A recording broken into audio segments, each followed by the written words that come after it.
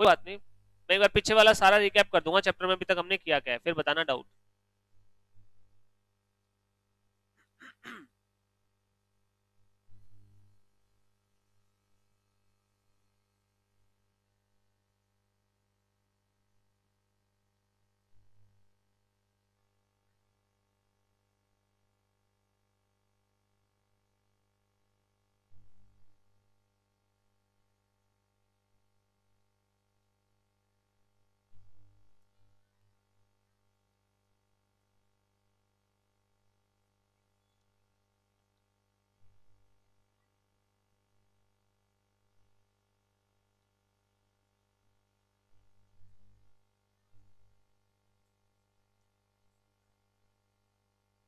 वो कोई बात नहीं, मैं दिलवा दूंगा, यहाँ पे पढ़ाई होगा वैसे।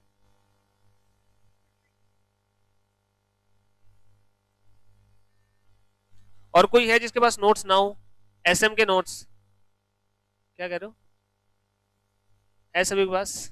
गीतिका छोड़ दो इसे, हम मुझे पता था। छोड़ दो क्लास में कुछ सही सलामत। कौन सी स्ट्रेटेजी लगा रहे हो? चलो बस अब स्टार्ट करते हैं। अभी तक हमने टॉपिक किए, पहले सबसे पहले फर्स्ट बेंच क्या कर रहे हो आप? अब ये मत कहना अकाउंट से जीएसटी का कर रहे हो। आओ जल्दी पधारो, बैठो। सबसे पहले हमने ये किया था कि पुराने टाइम में आपका बिजनेस किस टाइप से किया जाता था, अर्लियर बिजनेस सिस्टम क्या होता था और नए तरीके में क्या फर्क आया। पहले बिजनेस बहुत सिंपल होते थे, नंबर ऑफ जो आपके बिजनेसमैन थे बहुत कम थे, बड़े बड़े बिजनेसमैन होते थे, बट और बार्टर सिस्टम होता रहा, धीरे धीरे करेंसी आई और आपके पास कॉम्प्लेक्सिटी बढ़ती गई बिजनेस की। सिंपल ट्रेडिंग की बजाय आपके बहुत सारे कॉम्प्लेक्स मॉडल बने और आपके पास जो ओवरऑल बिजनेस है वो आपके पास जो है नंबर ऑफ पर्सन जो करने वाले थे वो भी काफी इंक्रीज हो गए। सबसे पहला जो पॉइंट मैंने आपको बताया था कि बिजनेस पॉलिसी क्या होती है, तो बिजनेस पॉलिसी क्या थी? बिजनेस पॉलिसी क्या हो गया? एक सेकंड, क्या हो गया? कहां जा रहे हो?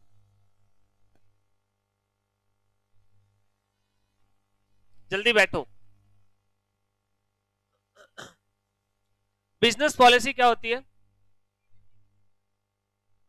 आप अपने डे टू डे बिजनेस में जो आप पॉलिसीज लगाते हो, जो रूल्स एंड रेगुलेशन बनाते हो ताकि आपका डे टू डे वर्किंग चलती रहे। विशाखा फोन छोड़ दो। जो आपकी डे टू डे की वर्किंग चलती रहे उसके लिए जो भी आप रूल्स एंड रेगुलेशन बनाते हो वो होती है आपकी बिजनेस पॉलिसी। क्या हो गया? कोई बात नहीं, पीछे दे दो जो भी सामान है, पीछे बैठ जाओ। अरे कोई बात नहीं, बैठ जाओ। बस अब बैठ जाओ सारे। तो बिजनेस पॉलिसी आपके पास आपके day to day business operation में क्या आप रूल्स एंड रेगुलेशन लगाते हो ताकि आपकी वो फंक्शनिंग प्रॉपर्ली चलती रहे, वो होती है बिजनेस पॉलिसी। अलग अलग एरियाज होते हैं जहां पे आपको बिजनेस पॉलिसी लगानी होती है, परचेज में भी हो सकती है, एम्प्लॉय हायरिंग में भी हो सकती है, आप सेलिंग के टाइम पे भी लगा सकते हो। तो अलग अलग जगह पे आपकी बिजनेस पॉलिसी होती है। जो भी आपकी पॉलिसी बनाई जाती है वो सब कुछ सोच विचार के आपके पास बनाई जाती है और वो बिजनेस को बेटर हैंडल करने में हेल्प करती है। उसके बाद हमने हमारा कॉन्सेप्ट क्या था, मैनेजमेंट का मतलब।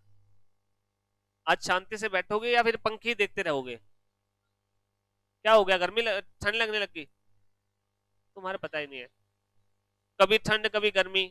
या तो एक काम किया करो, जो आपके पास जिनको ठंड लगती है घर से एक रजाई लेके आया करो, आप एक एक रजाई अपने रजाई ओढ़ के बैठा करो।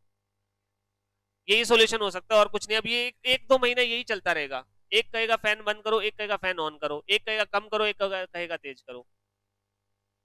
हाँ बस यही तरीका है और कोई सोल्यूशन नहीं है। हाँ बस अब पंखे का टॉपिक छोड़ो, मेन टॉपिक पे आते हैं।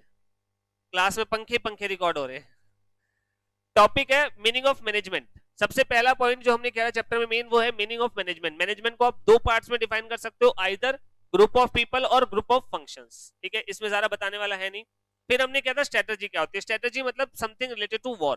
पुराने टाइम में स्ट्रेटजी का वर्ड जो यूज होता था वो युद्ध से रिलेटेड होता था कि कैसे आप अपने रिसोर्सेज का बेस्ट यूटिलाइजेशन करोगे और सेकेंडली अपने कॉम्पिटिटर को कैसे हराना है, कैसे उसको जो है आप अपने रिसोर्सेज का मैक्सिमम फायदा उठाकर सामने वाले को आप हरा सकते हो। बट धीरे धीरे करके इसका यूज हम बिजनेस में भी करने लगे, बिकॉज रीजन ये है कि बिजनेस में भी आपके पास रिसोर्सेज जो होते हैं वो लिमिटेड होते हैं और आपको भी आपके कॉम्पिटिटर से जीतना होता है। तो अपने रिसोर्सेज का बेस्ट यूटिलाइजेशन करने के लिए और अपने कॉम्पिटिटर को हराने के लिए हम हमारे बिजनेस में भी स्ट्रेटजीज बनाने लग गए। तो बिजनेस की जो स्ट्रेटजीज होती है वो बेसिकली क्या दिखाती है कि आप क्या करना चाहते हो, आप कैसे करना चाहते हो और आप कहां पे पहुंचना चाहते हो। ठीक है, what it wants to be, what it wants to do और where it wants to go. ये आपके पास आपकी बिजनेस स्ट्रेटजी का मेन मकसद होता है। जो स्ट्रेटजीज होती है वो लंबे टाइम के लिए बनाई जाती है। ठीक है, और जो है ये कॉन्शियसली सब कुछ सोच विचार के बनाई जाती है। और सेकेंडली फ्लेक्सिबल होती है। फ्लेक्सिबल क्यों?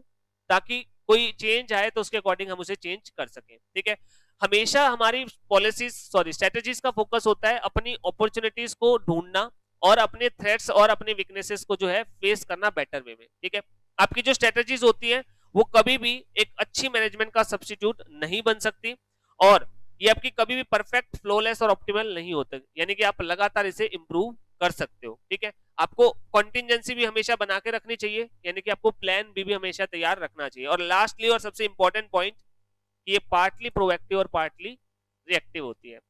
ये पॉइंट डिस्कस करेंगे उससे पहले पॉलिसी में और स्ट्रेटजी में कुछ फर्क था।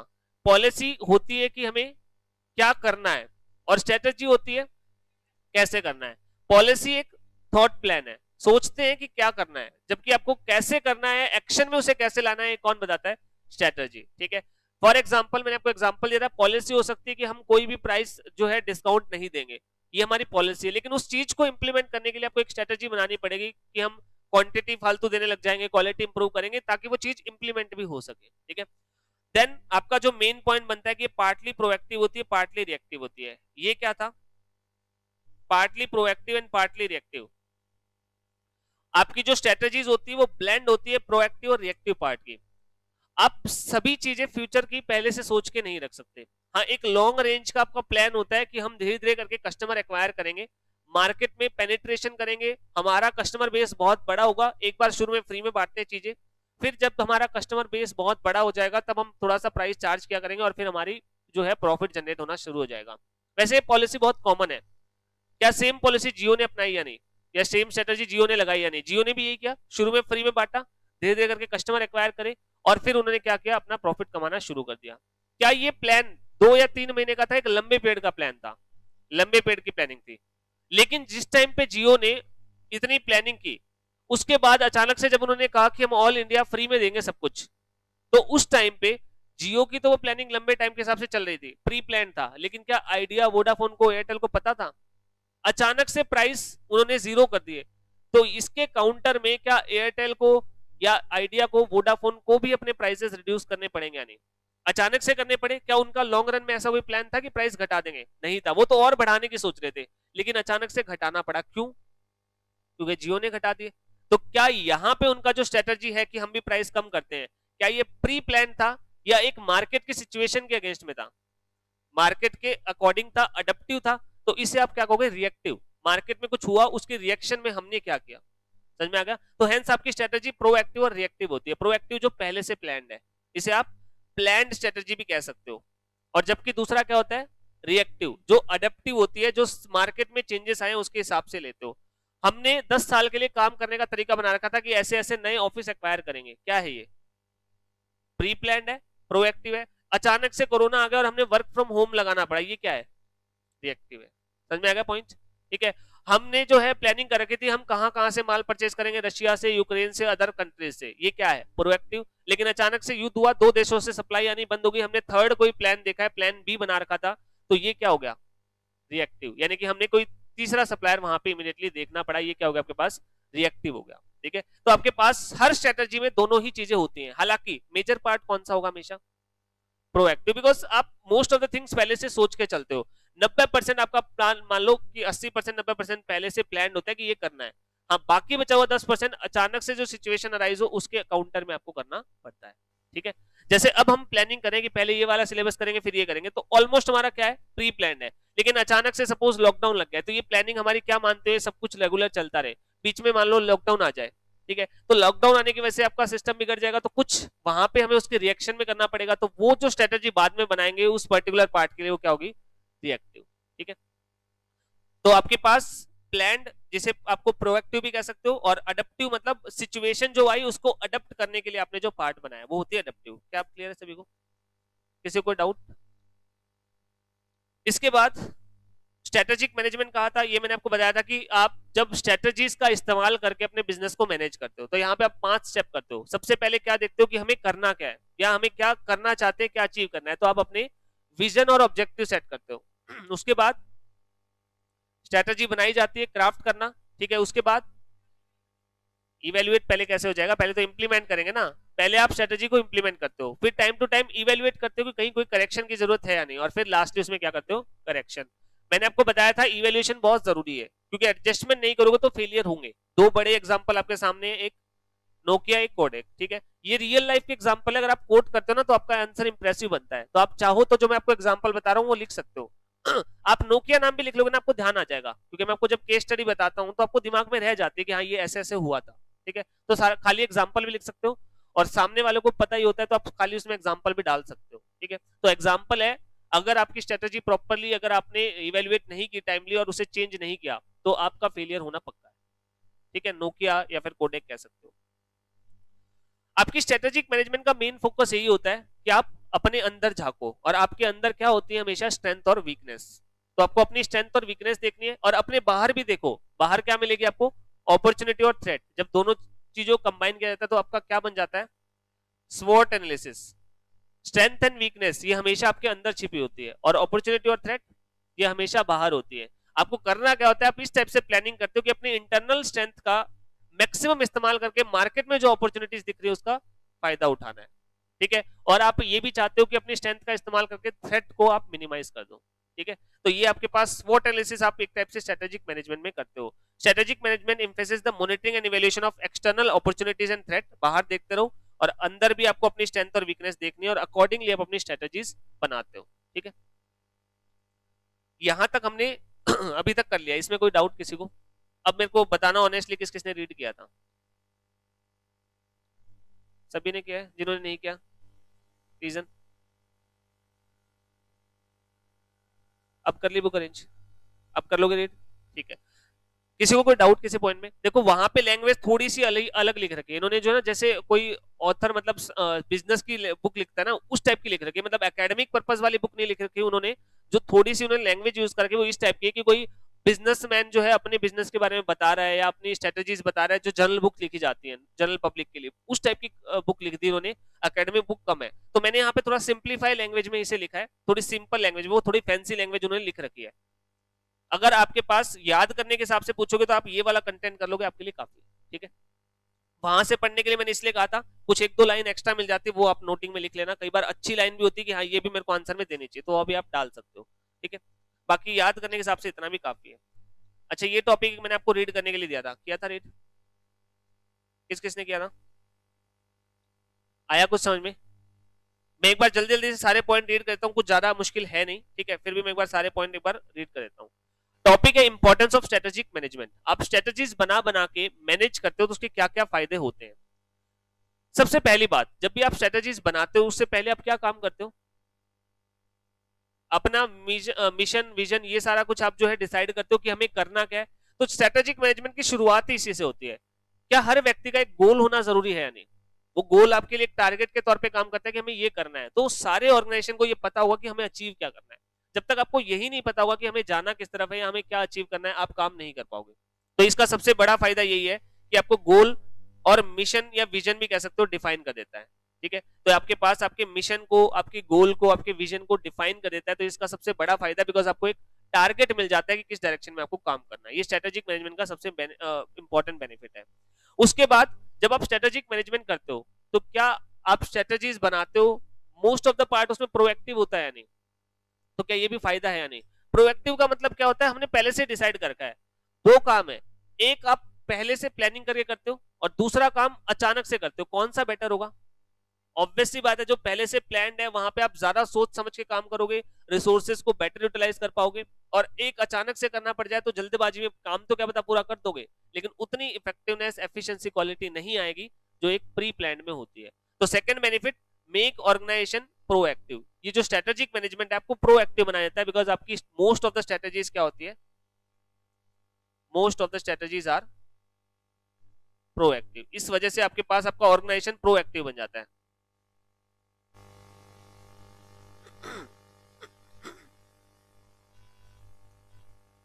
ठीक है, अब ये वही सिस्टम है जैसे आप बिजनेस स्टडीज में करते थे। जैसे ये आपके पास टॉपिक अगर इंपॉर्टेंस बताओ तो आपको ऊपर की हेडिंग याद होनी चाहिए, अंदर का कंटेंट मेरे हिसाब से एक दो लाइनें आप आराम से लिख सकते हो। अगर आप 5 नंबर में क्वेश्चन आता है, 5 पॉइंट्स बना देते हो और दो लाइन में लिख देते हो, काफी है, सफिशिएंट हो जाता है, बहुत ज्यादा एक्सप्लेन करने की जरूरत नहीं है। तो जनरल पॉइंट है, उसको जनरल पॉइंट के तरीके से आप याद रख सकते हो। ठीक है, third, develop core competency and competitive advantage. ये 2 वर्ड्स हैं, कोर कंपिटेंसी और कॉम्पिटिटिव एडवांटेज। क्या दोनों का मतलब बता सकते हो?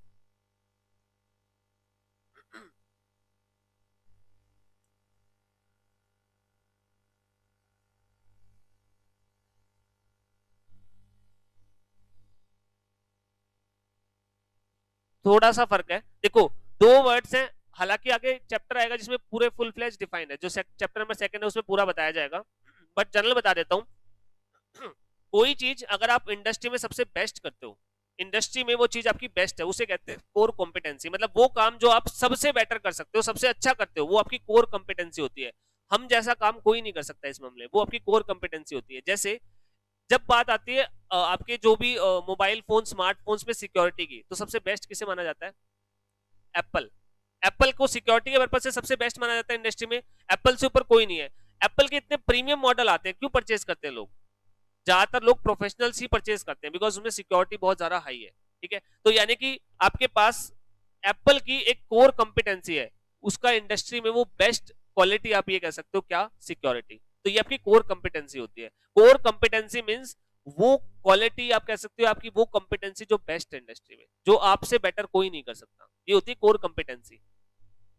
जबकि कॉम्पिटिटिव एडवांटेज होता है कि आप अपने कॉम्पिटिटर से बेटर करते हो, कोई बेस्ट नहीं है। जैसे सप्लाई की बात आती है, फ्लिपकार्ट, अमेजन दोनों ही ऑनलाइन माल बेचते हैं, बट हमें लगता है कि फ्लिपकार्ट की पैकिंग उतनी अच्छी नहीं होती, अमेजन वाले पैकिंग अच्छी करते हैं, और एक्चुअल में चीज है भी। आपकी अमेजन के थ्रू जो गुड्स आते हैं उसकी पैकिंग अच्छी होती है, उनकी हैंडलिंग वगैरह ज्यादा अच्छी होती है in comparison to Flipkart. Flipkart में जो सामान आता है उसके टूटने का डर थोड़ा ज्यादा रहता है, या रास्ते में हो सकता है वो टूट फूट जाए, या उसमें कुछ दिक्कत आ जाए, इसके चांस ज्यादा रहते हैं in comparison to Amazon. Amazon की पैकिंग बहुत सेफ है। ठीक है, बिकॉज उन्होंने पॉलिसी ऐसी बना रखी है, अगर आपने अच्छी पॉलिसी नहीं की तो वो सप्लायर को रिजेक्ट कर देते हैं, अलाउ नहीं करते गुड्स बेचने के लिए अमेजन पे। तो स्ट्रिक्ट पॉलिसी है पैकिंग के रिलेशन में। तो क्या काम दोनों कर लेते हैं? नहीं कर लेते हैं, लेकिन बेटर कौन कर रहा है? अमेजन। यहां पे आपके पास कॉम्पिटिटिव एडवांटेज है। जब आप एक काम अच्छे ज्यादा बेटर करते हो, उससे बेस्ट नहीं आइडेंटिफाई कर सकते या सबसे अच्छी क्वालिटी नहीं बना सकते, लेकिन ये कह सकते हो कि कॉम्पिटिटर के मुकाबले बेटर है। ठीक है, थोड़ा बहुत फर्क है लेकिन है बेटर कुछ ना कुछ, तो ये होती है आपकी कॉम्पिटिटिव एडवांटेज। ठीक है, यानी कि जब आप कॉम्पिटिटर से थोड़ा सा बेटर करते हो तो कॉम्पिटिटिव एडवांटेज कहलाता है, और आप जैसा इंडस्ट्री में कोई नहीं कर सकता, और वही आपकी सबसे मेन खास बात होती है, तो वो कोर कॉम्पिटेंसी होती है जिसकी वजह से लोग आपका प्रोडक्ट लेते हैं। ठीक है, तो ये हो गया आपके पास कोर कॉम्पिटेंसी और कॉम्पिटिटिव एडवांटेज। ठीक है, क्या दोनों वर्ड का मतलब क्लियर है? हाँ या ना?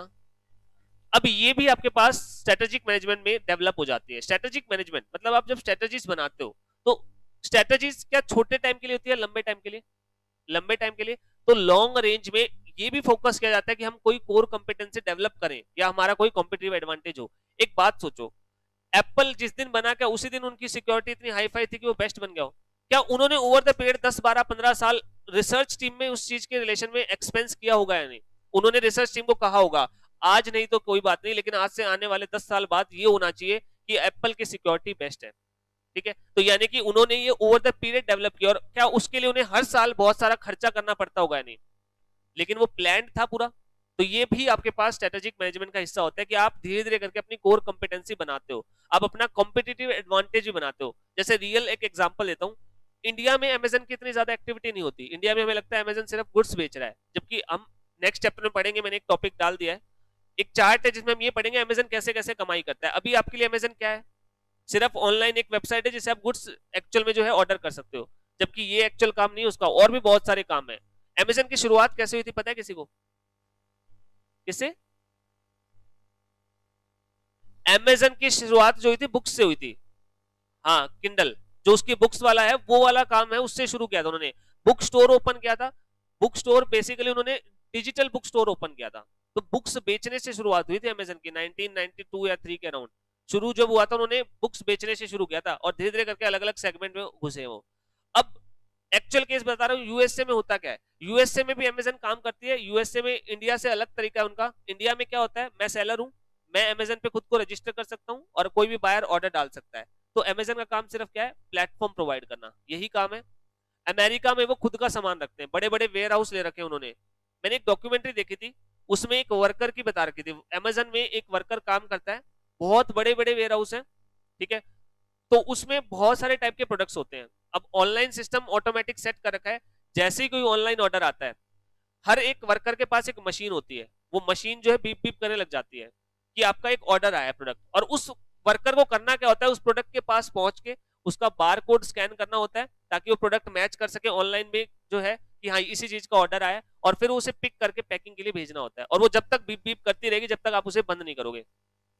तो वहां पे एक वर्कर सुबह से लेकर शाम तक 8 से 10 घंटे की शिफ्ट करता है। तो उसमें मुझे ध्यान नहीं एग्जैक्टली कितना था, बट एक वर्कर को ऑन एन एवरेज 20 से 25 किलोमीटर चलना पड़ता है उस फैक्ट्री के अंदर अंदर।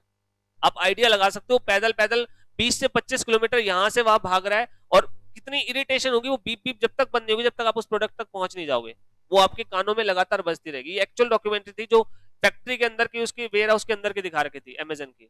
सोचो 20 से 25 किलोमीटर की डेली ट्रेवलिंग एक फैक्ट्री के अंदर। मैं अगर आपको कह दूं आपको इस अपनी एकेडमी के अंदर 20 से 25 किलोमीटर की डेली ट्रैवलिंग करनी, कितना ट्रैवल होता होगा समझ लो आप, ऊपर नीचे करके आपका 20 किलोमीटर का डेली की ट्रैवलिंग हो जाए। तो यहां पे क्या, थोड़ा सा जोर से बोलो, समझ में नहीं आ रहा। टूल्स यूज नहीं होते ना वो, क्योंकि बहुत सारा सामान होता है, तो वो वहां पे कोई ये नहीं कि बाइक दे के यहां से वहां जाओ। अब शेल्फ लगा रखे ना, शेल्फ के अंदर सामान है तो सामान देखना भी तो पड़ेगा ना, और सोचो कितना सारा, हर वैरायटी है सामान की, आपको ढूंढना भी है और याद रखना पड़ेगा कौन से कॉर्नर में कौन सा सामान है। यहाँ से उस कोने तक पहुंच के गए, फिर पता चला सामान तो उस तरफ था तो वो दिक्कत भी है, तो वो चीज भी ध्यान रखनी। तो बहुत ज्यादा मतलब प्रेशराइज काम होता है, बट वही बात है, जिसके पास काम नहीं होता उसे करना पड़ता है। तो वहां पे क्या होता है, अमेजन के केस में अमेजन जो है गुड्स इस टाइप से उठाता था, और फिर डिलीवरी के लिए कुछ जगह पे तो खुद की डिलीवरी करता था, और कुछ जगह पे जो ऑलरेडी स्टैब्लिश्ड कुरियर एजेंसी है उनका इस्तेमाल करता था। जैसे इंडिया में ई कार्ट वगैरह है, ई कार्ट अमेजन की कंपनी थोड़ी है, उनकी अलग है वो कोई कंपनी जो डिलीवरी के लिए अलग कंपनी है। बट धीरे धीरे अमेजन ने क्या किया, उन्होंने खुद के ट्रक परचेज किए, धीरे धीरे करके फ्लीट बनाया, उन्होंने खुद के हेलीकॉप्टर भी परचेज कर लिए ताकि जल्दी डिलीवरी करनी हो, चार्ज ले लेंगे एक्स्ट्रा। तो इस टाइप से उन्होंने धीरे धीरे करके बनाई है, डेवलप की एक फ्लीट। अब वो क्या करते हैं, अब वो खुद का सामान तो डिलीवर करते ही करते हैं, जो कुरियर एजेंसी है उनको कहते हैं, जिनसे पहले वो डिलीवर करवाते थे उनसे कहते हैं अब आप हमें बताओ आपका कौन सा माल डिलीवर करना है। तो क्या ये एक दिन में हुआ होगा, टाइम लगा होगा। एग्जाम्पल समझ में क्या है, तो यानी कि धीरे धीरे करके आप अपनी कॉम्पिटिटिव एडवांटेज और कोर कॉम्पिटेंसी डेवलप करते हो, वो भी आपके पास स्ट्रेटेजिक मैनेजमेंट में ही आता है, ठीक है। Next, provides framework for all major decisions. आप जो भी बड़े बड़े डिसीजन लेते हो, सिंस आपकी स्ट्रेटेजीज पहले से स्टैब्लिश होती है, तो आप इजीली ले सकते हो, बिकॉज आपके पास एक बेस ऑफ रेफरेंस है कि हमें क्या करना है, उसके अकॉर्डिंग आप जो है अपनी बड़े बड़े डिसीजंस भी ले सकते हो। Prepare organisation for future, obviously बात है प्रोएक्टिव वाले में इंक्लूड हो ही गया। जब आप प्रोएक्टिव होते हो तो आप अपने आप को फ्यूचर के लिए तैयार कर रहे हो, ठीक है, कि हमें क्या क्या करना है इन फ्यूचर, तो आप धीरे धीरे करके अपने ऑर्गेनाइजेशन को फ्यूचर रेडी बना रहे हो। Next, corporate defence mechanism against mistake and pitfalls. आपकी जो गलतियां हो सकती हैं, ठीक है, उसके अगेंस्ट में एक टाइप से डिफेंस मैकेनिज्म का काम करता है, बिकॉज इसका रीजन वही है क्योंकि आप क्या हो, प्रोएक्टिव हो। ये सारे प्रोएक्टिव से निकले। आप जस्ट पहले ही क्या करते हो, जब आप कोई भी स्ट्रेटेजी बनाते हो तो एक होता है सिनेरियो एनालिसिस। किसी ने वर्ड सुना है, क्या होता है सिनेरियो एनालिसिस? सिमुलेशन भी इसे कहते हैं। सिनेरियो एनालिसिस या सिमुलेशन होता है क्या क्या पॉसिबल आउटकम बन सकते हैं। आज आप एक चीज सोचते हो और फिर सोचते हो कि अगर हमने ये किया तो ये भी हो सकता है, ये भी हो सकता है और ये भी हो सकता है, मतलब क्या क्या पॉसिबल आउटकम्स निकल सकते हैं, वो सब कुछ लेके चलना। तो जब एक कंपनी स्ट्रेटजी बनाती है तो वो हर पॉसिबल सिनेरियो को सोच के स्ट्रेटजी बनाती है। तो अल्टीमेटली अगर कोई दिक्कत आ भी गई तो अल्टीमेटली आपने ये भी सोच रखा होता है कि अगर ये दिक्कत आई तो हम क्या करेंगे। तो पहले से सब कुछ प्लान्ड होता है। तो अगर कल को कोई पिटफॉल्स या मिस्टेक्स होती है, पिटफॉल मतलब कोई पिट यानी कि कोई गड्ढा ही होता है, यानी कि कोई पिटफॉल यानी कि रास्ते में कोई दिक्कतें आए या कोई कहीं पे भी आप जो है कोई गलतियां कर दो तो उसका भी सॉल्यूशन हो जाता है। बिकॉज आप सब कुछ प्रोएक्टिव हो तो आपने पहले से ही सोच रखी कि क्या क्या दिक्कतें भी आ सकती हैं और ये दिक्कतें आएंगी तो क्या सॉल्यूशन करना है, वो पहले से ही प्लान्ड होता है, ठीक है। अल्टीमेटली प्रोएक्टिव से ही निकले हैं। और lastly enhance the longevity of the business. ये तो साफ साफ है, जो नोकिया का फेलियर और जो कोटेक का फेलियर, इसने साफ साफ दिखा दिया कि प्रॉपर स्ट्रेटेजी बनाना जरूरी है आपके बिजनेस को लंबे टाइम के लिए चलाने के लिए। अदरवाइज आप कितनी बड़ी कंपनी हो, आपका फेल होना कोई बड़ी बात नहीं रहेगी। नोकिया बहुत बड़ा ब्रांड था, ठीक है, और आज के टाइम पे नोकिया कुछ भी नहीं है। तो बेसिकली आपने ही खुद को अपने आप को डिस्ट्रॉय किया है, बिकॉज आपने प्रॉपरली स्ट्रेटेजीज नहीं बनाई। तो अगर आप अपने बिजनेस की लॉन्गेविटी चाहते हो, यानी कि आप लंबे टाइम तक उसे बरकरार रखना चाहते हो, तो आपके लिए स्ट्रेटेजिक मैनेजमेंट बहुत जरूरी है। ठीक है, अब यहां से आप कोई भी 5 पॉइंट याद रख सकते हो जो भी आपको अच्छे लगे। ठीक है, तो ये थे आपकी इंपॉर्टेंस क्या है स्ट्रेटेजिक मैनेजमेंट की। नेक्स्ट, स्ट्रेटेजिक मैनेजमेंट की कुछ लिमिटेशंस भी हैं। हम स्ट्रेटेजिकली सब मैनेज करने की कोशिश तो करते हैं, बट उसकी कुछ लिमिटेशंस है। वो लिमिटेशंस क्या क्या है? पहली बात, मैंने कहा कि मैं स्ट्रेटेजीज बना लूंगा पहले, क्या हमेशा ऐसा पॉसिबल है? मार्केट, आपका जो इन्वायरमेंट है वो बहुत कॉम्प्लेक्स है, तो आप हर चीज पहले से प्रेडिक्ट नहीं कर सकते। दूसरा, यहाँ पे दो चीजें हैं जो आपकी अड़चन दे सकती हैं। आपकी स्ट्रेटेजीज जो आपने पहले से बनाई है वो फ्लॉप हो सकती है। इसकी दो वजह है। पहली है, मार्केट में कुछ अचानक से ऐसा हो जाए, जैसे वॉर हो गई, कोरोना आ गया, यहाँ पे अपने कॉम्पिटिटर ने कुछ किया है, या फिर मार्केट में ही कुछ ऐसे फैक्टर जनरेट हो गए, मार्केट के फैक्टर जनरेट हो गए। तो यहाँ पे मान लो आपके पास कोरोना वायरस आ गया, या फिर आपके पास जो है युद्ध शुरू हो गया दो देशों के बीच में, यहाँ पे भी आपकी स्ट्रेटेजी फ्लॉप हो जाएगी। या आपने अपनी स्ट्रेटेजी बना रखी, जैसे आइडिया, वोडाफोन, एयरटेल, इन्होंने अपनी स्ट्रेटेजी बना रखी थी कि अभी ये प्राइस चार्ज करें, धीरे धीरे कस्टमर एक्वायर करें, फिर ये प्राइस चार्ज करने लग जाएंगे, थी उनकी स्ट्रेटेजी। ये स्ट्रेटेजी फ्लॉप हो गई कब? जब जियो ने कहा हम तो फ्री में देंगे। तो क्या कॉम्पिटिटर के एक्शन से भी आपकी स्ट्रेटेजी फ्लॉप हो सकती है? नहीं, यानी कि आपको दोनों चीजों का प्रेशर देखना होता है। एक पार्ट इन्वायरमेंट क्या कर दे अचानक से, और दूसरा कॉम्पिटिटर क्या कर दे। आपके लिए दोनों ही चीजें, आपको नहीं पता क्या होगा। कि आपको कभी पता होता है कि अचानक से कोई महामारी आ जाएगी, युद्ध शुरू हो जाएगा? नहीं पता होता। इवन आपको ये भी नहीं पता होता कि आपका कॉम्पिटिटर अचानक से क्या कर देगा। ठीक है, इस केस के लिए कंपनी स्पेशल कई बार डिपार्टमेंट रखती है, या एक पर्सन को हायर करती है जिसका काम ही ये होता है मार्केट में चेक करते रहना कि हमारे कंपटीटर कर क्या रहे हैं। और आपने एक चीज देखी होगी, ये अक्सर होता है जब एक बड़ी कंपनी कोई पर्टिकुलर डिसीजन लेती है, तो उसका कंपटीटर भी वो चीज करता ही करता है। ठीक है, जैसे मान लो फॉर एग्जाम्पल गूगल है और फेसबुक है, दोनों ही टेक्नोलॉजी के एरिया में काम कर रही है। ठीक है, ऐसे गूगल का एक्चुअल नाम पता है किसी को क्या है? गूगल का जो एक्चुअल नाम है, गूगल का जो नाम है, लिस्टेड जो नाम है वो अल्फाबेट है। गूगल कंपनी जो है अल्फाबेट नाम है उसका, गूगल नहीं है नाम, एक्चुअल में अल्फाबेट नाम है उसका, अल्फाबेट आईएनसी। अमेरिका में जैसे इंडिया में एलटीडी लिखते हैं ना, लिमिटेड, वहां पे आईएनसी लिखते हैं, इनकॉर्पोरेशन। ठीक है, आईएनसी, इसको लिखने की जरूरत नहीं है। कुछ चीजें ऐसी, इतना एक्सेसिव भी मत लिखा करो। कुछ चीजें ऐसी होती है जो जनरल नॉलेज के लिए होते हैं। फालतू में अपने नोट्स को बहुत सारा बर्डन मत बनाओ, पेपर भी देने हैं आपको। ठीक है, तो आईएनसी वर्ड यूज कहते हैं। गूगल का एक्चुअल नाम है अल्फाबेट। अब गूगल जो है वो आपकी टेक्नोलॉजी के एरिया में कंपीट करिए फेसबुक से, दोनों का मेन मकसद है टेक्नोलॉजी के एरिया में आगे आना। अब सपोज गूगल ने अगर सपोज इन्वेस्टमेंट कर दी जियो में, ठीक है, क्योंकि उनके पास इंडिया में एक यूजर बेस है, तो उन्होंने गूगल ने जियो के साथ टाई अप कर लिया। अब फेसबुक क्या करेगा? एयरटेल के साथ जाके टाई अप कर लेगा।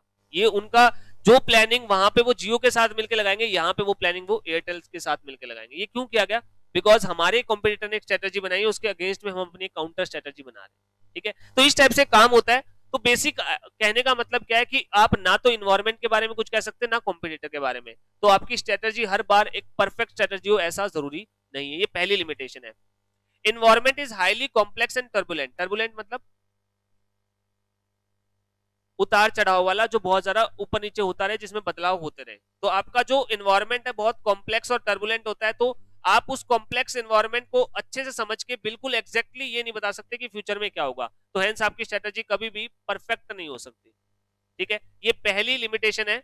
आप कह सकते हो शॉर्ट फॉर्म में अगर लिखना चाहो कॉम्प्लेक्स एनवायरनमेंट, इसकी हेडिंग अगर बनाना चाहो तो ये बनेगी कॉम्प्लेक्स एनवायरनमेंट। आपका एनवायरनमेंट बहुत ही कॉम्प्लेक्स होता है।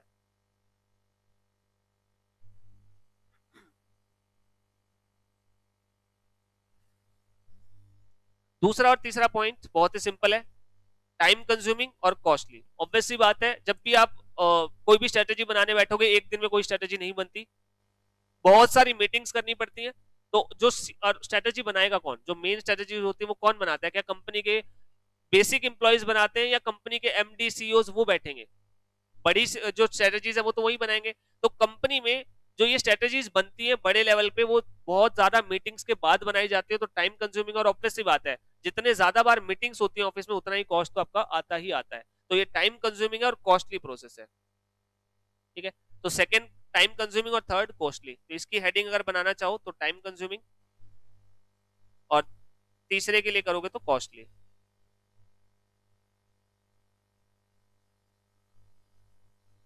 फोर्थ पॉइंट मैं आपको ऑलरेडी बता चुका, मैंने आपको इन्वायरमेंट वाले में बता दिया। एक तो आपका इन्वायरमेंट आपके प्रेडिक्शन में नहीं चलता और दूसरा आपको ये भी नहीं पता आपको कंपटीटर क्या करेगा। तो दोनों ही चीजें आपके हाथ के बाहर है, तो हेंस दोनों ही केस में आपकी स्ट्रेटजीज जो है वो फेल हो सकती है। तो 4 लिमिटेशन है। नंबर फर्स्ट, एनवायरमेंट कॉम्प्लेक्स है, दूसरा टाइम कंज्यूमिंग, तीसरा कॉस्टली, और नंबर फोर्थ आपका कॉम्पिटिटर अनप्रेडिक्टेबल है। कॉम्पिटिशन इज अनप्रेडिक्टेबल, या आप ये हेडिंग बना सकते हो, अनप्रेडिक्टेबल कॉम्पिटिशन। Unpredictable competition. तो 4 आपकी लिमिटेशंस होगी। पहला कॉम्प्लेक्स एनवायरनमेंट, दूसरा टाइम कंज्यूमिंग, तीसरा कॉस्टली और फोर्थ कंपटीशन इज अनप्रेडिक्टेबल, ठीक है। ये 4 आपकी लिमिटेशंस हैं जो आपकी स्ट्रेटेजिक मैनेजमेंट की है। वैसे यहाँ पे तुम्हारे बुक में तो लिमिटेशन ही आ रहा है ना, हेडिंग नोट्स में तो लिमिटेशन ही है ना, ये मैंने करेक्ट करवा दी थी। यहां तक किसी को कोई डाउट? सिर्फ चैप्टर में 2 ही टॉपिक बाकी है, चैप्टर पूरा हो जाएगा हमारा। अभी तक कोई डाउट किसी को कुछ पूछना हो? नॉर्मल चीजें आई हैं। चलिए एक अच्छी सी केस स्टडी करते हैं, उसके बाद हमारा नेक्स्ट टॉपिक डिस्कस करते हैं। ये मैंने कल आपको दिखाया था, ये सारे आईटीसी के प्रोडक्ट हैं। आईटीसी जो कंपनी है उसके प्रोडक्ट हैं। आशीर्वाद आटा, सनफिस्ट, फियामा डिवल्स। फियामा डिवल्स के क्या आते हैं वैसे? सोप्स आती है, ठीक है। आईटीसी होटल, ये इसके होटल्स हैं। क्लासमेट जो नोटबुक्स वगैरह आप यूज करते हो, वीवेल अगेन एक सोप है।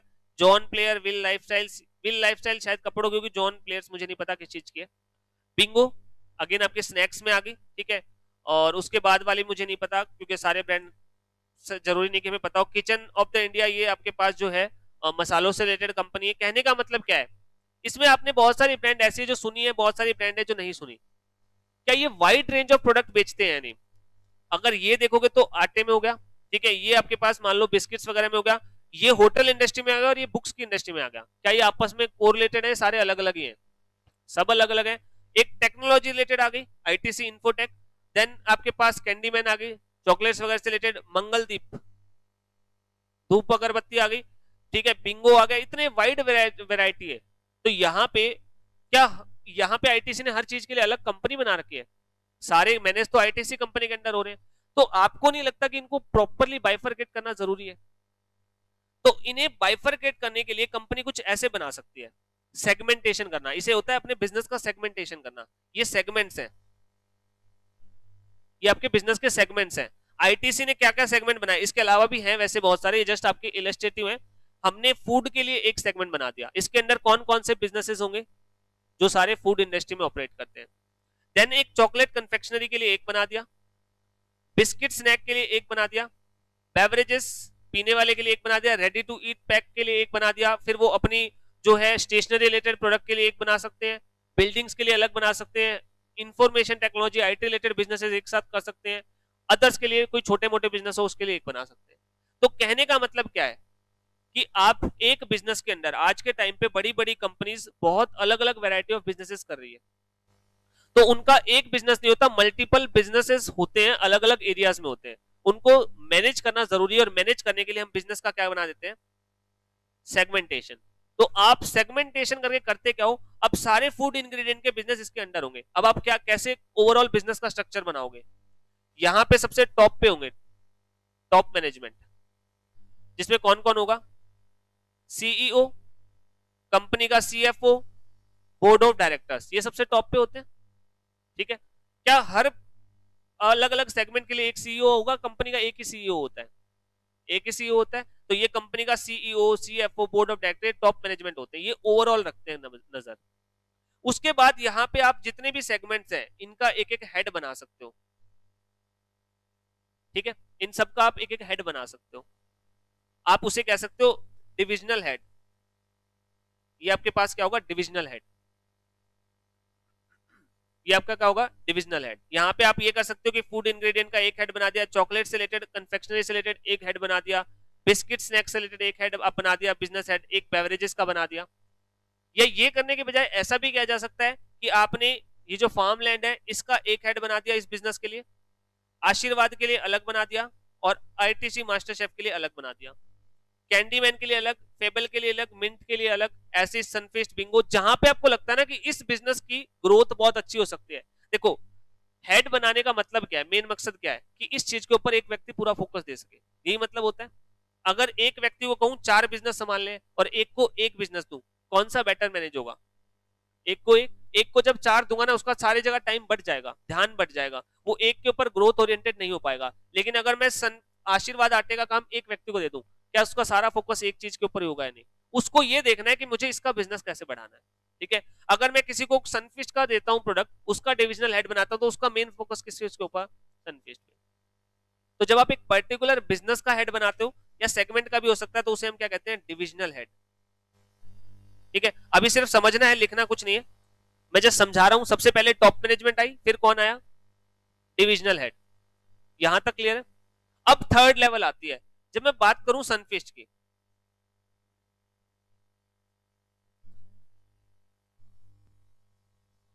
जब हम बात करते हैं सनफिस्ट की, तो कंपनी को सब टाइप के काम करने होते हैं। कंपनी में प्रोडक्शन का काम भी होगा, कंपनी मार्केटिंग का काम भी करेगी, अकाउंटिंग और फाइनेंस का काम भी करना पड़ेगा, सेल्स से रिलेटेड काम भी होगा, ह्यूमन रिसोर्स का काम भी होगा। तो क्या कंपनी में हर काम के लिए अलग से डिपार्टमेंट बनाए जाते हैं या नहीं? और हर डिपार्टमेंट का एक हेड होता है, production manager, marketing manager, sales manager, accounting manager होता है। इसे आप कह सकते हो फंक्शनल हेड। ये क्या होते हैं? Functional head. तो 3 हायरार्की में मैंने 3 लेवल बना दिए। सबसे ऊपर कौन है? टॉप मैनेजमेंट, जिसमें कौन कौन आता है? कंपनी का सीईओ, सीएफओ, जो भी टॉप की पोस्ट होती है, एक एक पोस्ट होती है, बोर्ड ऑफ डायरेक्टर्स, वो सारे कहां पे होते हैं? टॉप मैनेजमेंट में। उसके बाद सेकंड लेवल, आपके जो अलग अलग बिजनेसेस होते हैं, आपके अलग अलग बिजनेसेस का भी आप एक हेड बना देते हो, तो वो क्या होते हैं? डिविजनल मैनेजर कह सकते हो या बिजनेस मैनेजर भी कह सकते हो, एक ही बात है। क्लियर है?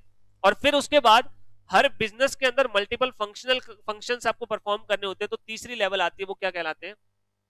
Functional manager. क्या तीनों लेवल क्लियर है? सबसे पहले टॉप मैनेजमेंट, फिर डिविजनल मैनेजर और फिर फंक्शनल मैनेजर। तीनों क्लियर है? हाँ या ना? तो ये तीनों लेवल है। अब तीनों के काम सोचना और मुझे बताना, यहां पे जो डे टू डे रूटीन का काम होगा कि क्या आपका माल आ गया या नहीं, या प्रोडक्शन सही हो रहा है या नहीं, मार्केटिंग के सही काम किए जा रहे हैं या नहीं, ये काम किसका होगा? टॉप मैनेजमेंट का, डिविजनल मैनेजर का, या फंक्शनल मैनेजर्स का? फंक्शनल का होगा। डे टू डे में जो काम करना है उसकी रिस्पॉन्सिबिलिटी कौन लेगा?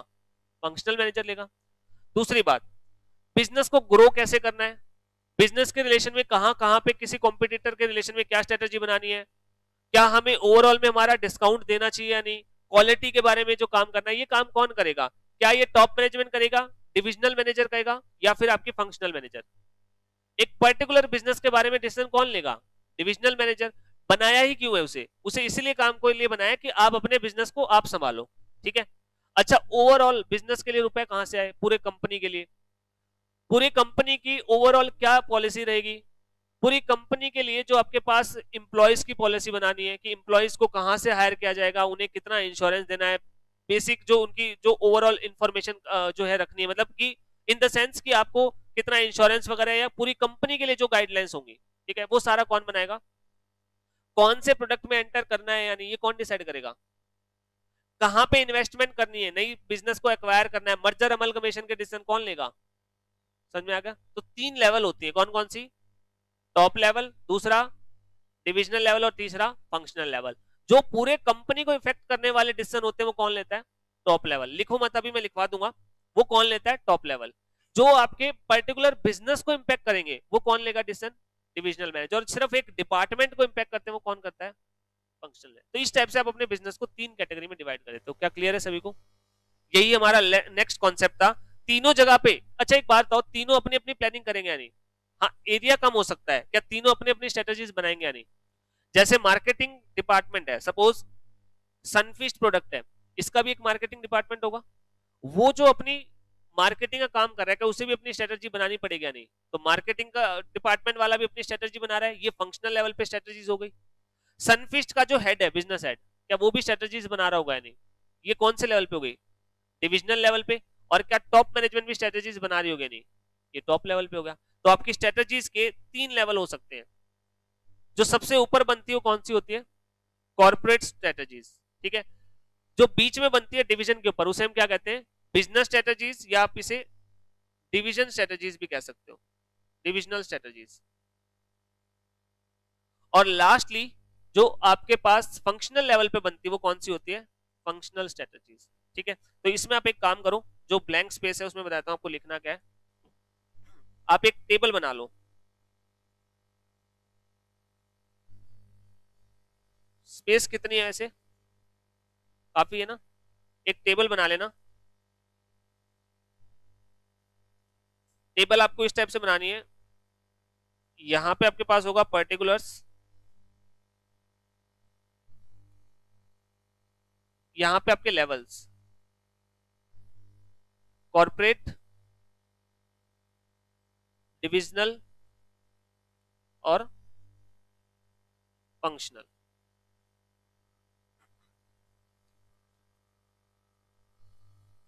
सबसे पहले इंचार्ज कह सकते हो, या हु इज इंक्लूडेड, कौन कौन शामिल होता है। सबसे पहले जो आपका कॉर्पोरेट लेवल मैनेजर्स होते हैं उसमें कौन कौन शामिल होता है?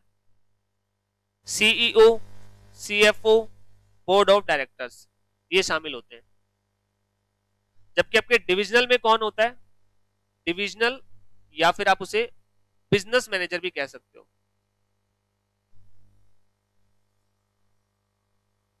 और फंक्शनल में कौन होता है? फंक्शनल मैनेजर, या आप फंक्शनल हेड भी कह सकते हो।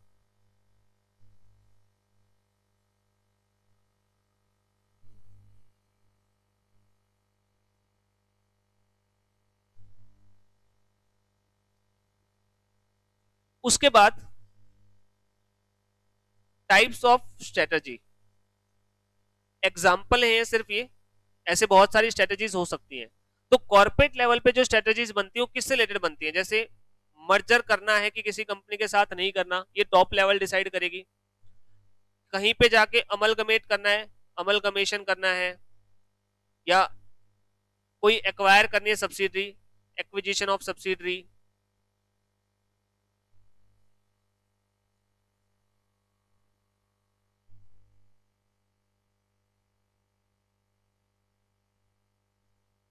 Overall financing of the company.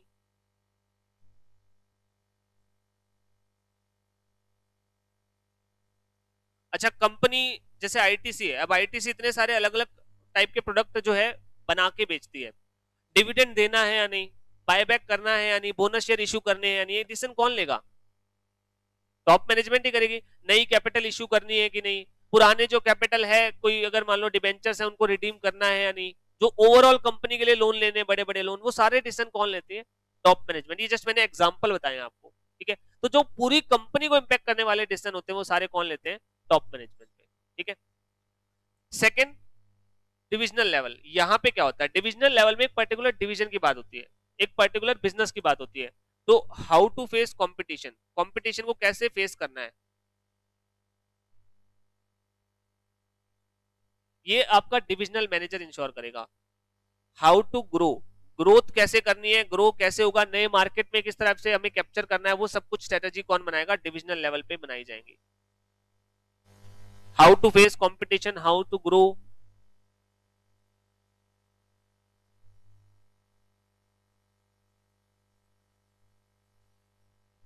अच्छा, एक बात बताओ, मान लो एक कंपनी 4 टाइप के प्रोडक्ट बेचती है, 4 डिवीजन है उनके अलग अलग, कौन से डिवीजन को कितना पैसा एलोकेट करना है, ये डिसीजन कौन लेगा?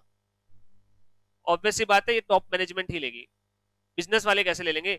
किस बिजनेस को कितना पैसा देना है तो टॉप मैनेजमेंट डिसाइड करेगी ना।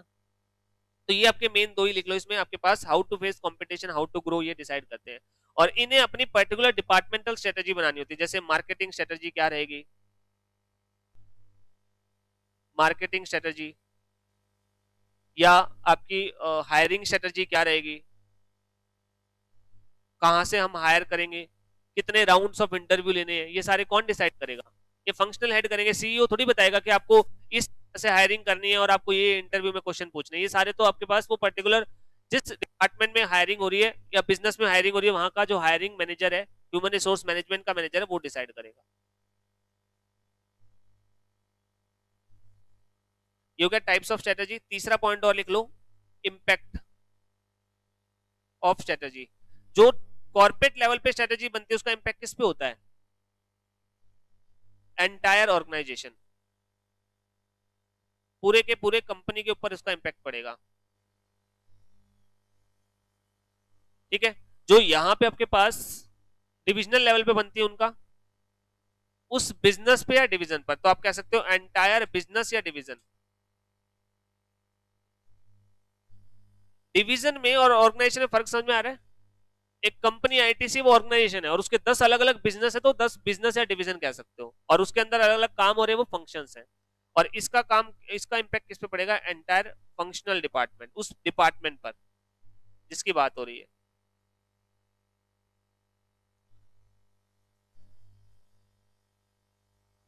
एंटायर की क्या कर लो, पर्टिकुलर कर लो, पर्टिकुलर फंक्शनल डिपार्टमेंट, उस पर्टिकुलर फंक्शनल डिपार्टमेंट पर। और ये टॉपिक इंपॉर्टेंट मार्क कर लेना, क्वेश्चन पेपर में जब से नया पैटर्न है 2 बार ये ऑलरेडी पूछ चुके हैं कि आपको बताने हैं डिफरेंट लेवल ऑफ स्ट्रेटजीज और डिफरेंस 5 नंबर में। तो आप इतना भी लिख देते हो 5 नंबर आपके मिल जाएंगे आपको। थोड़ा सा एक्सप्लेन और कर देना हालांकि, ठीक है, ये मैंने आपको बेसिक डिफरेंस बता दिया, मीनिंग मैंने आपको बता दिया क्या होता है, तो थोड़ा सा एक्सप्लेन करके भी आप बता सकते हो। मेन डिफरेंसेस आपके ये बन गए। क्लियर है टॉपिक? तो कितने लेवल्स होते हैं आपकी स्ट्रेटेजीज के? 3। कौन कौन से? कॉर्पोरेट लेवल, दूसरा डिविजनल लेवल और तीसरा फंक्शनल लेवल। आपको यहां से प्रैक्टिकली भी समझना जरूरी है क्योंकि क्वेश्चन इसके एमसीक्यू बेस्ड भी बहुत सारे बनते हैं। आप पीछे देखोगे वहां से आपको आइडिया भी लग जाएगा। क्वेश्चन इस टाइप से पूछे जाते हैं कि कंपनी जो है ऐसे ऐसे एक स्ट्रेटेजी बनाने की सोच रही है। जैसे एक एग्जांपल देता हूं, एक कंपनी है वो सोच रही है नई इन्वेस्टमेंट की जाए, एक नई सब्सिडी को एक्वायर किया जाए, बताइए ये डिसीजन कौन से लेवल पे लिया जाएगा? समझ में आएगा? इस टाइप के क्वेश्चन भी बनाए जाते हैं। हायरिंग करनी है तो हायरिंग के रिलेशन में सोचा जा रहा है क्या किया जाए, तो ये कौन डिसाइड करेगा? ठीक है, तो एक क्वेश्चन और है कि हम एक low cost subsidiary company setup करें, अगेन सब्सिडरी सेटअप करनी तो कौन लेगा? Top management. समझ में आ गया? तो इस टाइप के एमसीक्यूज भी बन सकते हैं। तो ये था आपका point, different level of strategies.